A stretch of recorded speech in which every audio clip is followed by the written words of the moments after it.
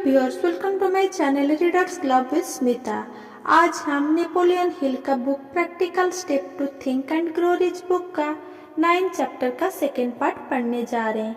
अपनी कल्पना का विकास कैसे करें। सृजनात्मक को पोषण देने और अपनी कल्पना का विकास करने के बहुत से तरीके हैं। यहाँ कुछ तरीके दिए जा रहे हैं जिन्हें आप आजमा सकते हैं। व्यापक अध्ययन करें। आप अपनी सिंथेटिक कल्पना को जितनी ज़्यादा जानकारी की खुराक देते हैं, इसके पास नए विचार और योजनाएं बनाने के लिए ज्ञान को व्यवस्थित करने में उतनी ही ज़्यादा सुविधा होती है। विभिन्न विषयों पर विभिन्न स्रोतों से पढ़ें, इससे आपकी सिंथेटिक कल्पना की पहुंच का विस्तार होता है। उत्सुक बने, प्रश्न पूछे। उत्सुकता पिपासु कल्पना का लक्षण है। इसके अलावा ये मानव स्वभाव है कि वह उसे स्वीकार करने से इनकार कर देता है, जिसकी वो सिर्फ अनुभूति करता है लेकिन पूरी तरह नहीं समझ पाता है। प्रश्नों के जवाब को खोज अक्सर ज्यादा गहरे ज्ञान और सृजनात्मक समाधानों की ओर ले जाती है। अपनी रुचियों का विस्तार करें। अपनी सिंथेटिक कल्पना को खुराक देने का एक और तरीका ये है कि आप अपनी रुचियों का विस्तार कर लें। किसी विषय को समझने के लिए किसी शौक या इच्छा में संलग्नता के जरिए आप जो विशिष्ट ज्ञान हासिल करते हैं, वो आपकी कल्पना को ऐसी जानकारी दे सकता है जो आपके कैरियर के लिए प्रासंगिक किसी प्रोडक्ट या सेवा का आविष्कार कर दे। इसके अलावा कई लोग अपनी रुचियों या शौक पर केंद्रित सफल कारोबार बना चुके हैं। यात्रा से अब बहुत से लोग भाषाओं, विश्व, दृष्टिकोण और समस्याओं या मुद्दे को सुलझाने के तरीके के संपर्क में आते हैं। दूसरे सृजनात्मक लोगों से बातचीत करें। अपने मास्टरमाइंड समूह में दूसरों के साथ विचार का आदान प्रदान करना सामूहिक कल्पना की शक्ति का दोहन करने का एक तरीका है, जिसमें सिंथेटिक और सृजनात्मक दोनों ही कल्पनाएं शामिल हो सकती है। मास्टरमाइंड समूह के बारे में अधिक जानकारी के लिए देखें कदम 13। नोट्स ले। जो भी चीज आपको आश्चर्यचकित करती है उसके बारे में अवलोकन दर्ज करें। लिखने की प्रक्रिया न केवल आपके मन की छाप को ज्यादा शक्ति देती है, बल्कि ये प्राय सृजनात्मक विचारों को प्रेरित भी कर सकती है। प्रकृति में आराम करें। प्रकृति में कुछ समय गुजारें, या तो कोपिंग करें या फिर प्रकृति में पैदल चलें। इससे आपका मन सर्वव्यापी चेतना की ओर खुल जाता है। 2012 में यूनिवर्सिटी ऑफ यूटा और यूनिवर्सिटी ऑफ कांसास के मनोवैज्ञानिक के एक अध्ययन से यह प्रदर्शित हुआ कि प्रकृति में 4 दिन रहने के बाद लोगों ने एक सृजनात्मक परीक्षण में 50% ज्यादा अंक पाए। जागरूकता का अभ्यास करें। सृजनात्मक नियोकॉर्टेक्स में होती है, लेकिन तभी जब मस्तिष्क दूसरी चिंताओं में उलझा ना रहे, जैसे भावनात्मक असंतुलन और जिंदा रहने की चिंताएं।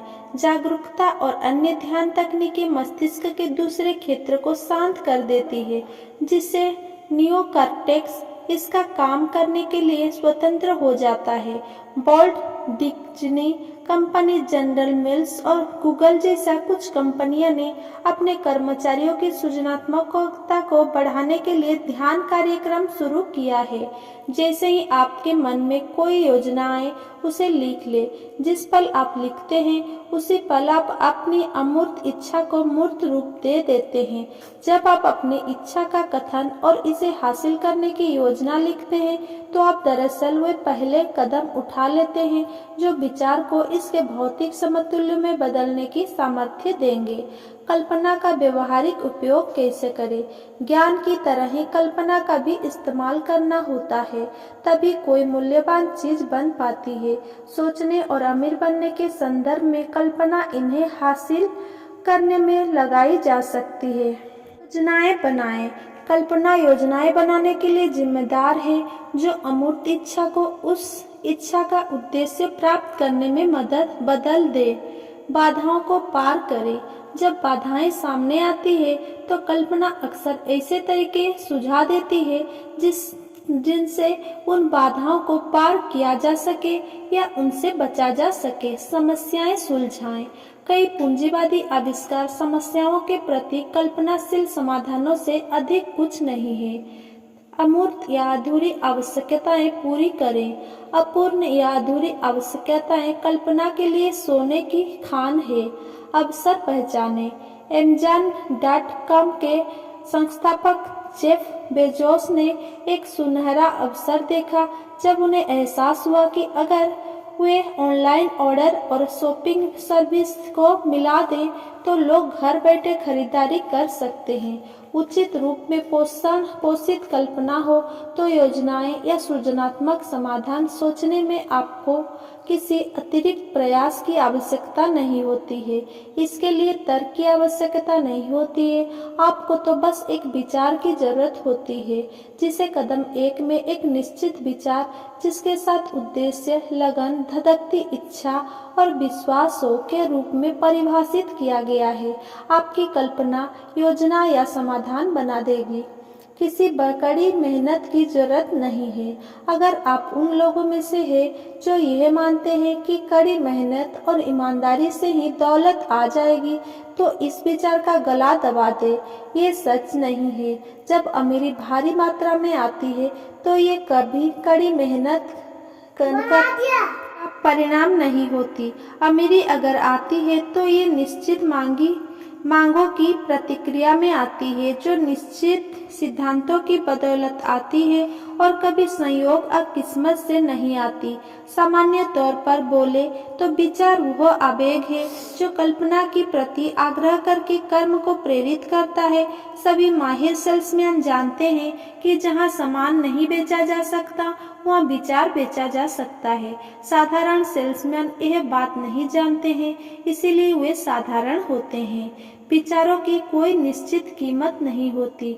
विचारों का सृजन कर अपनी कीमत खुद तय करता है और अगर वो चतुर है तो उसे पा लेता है।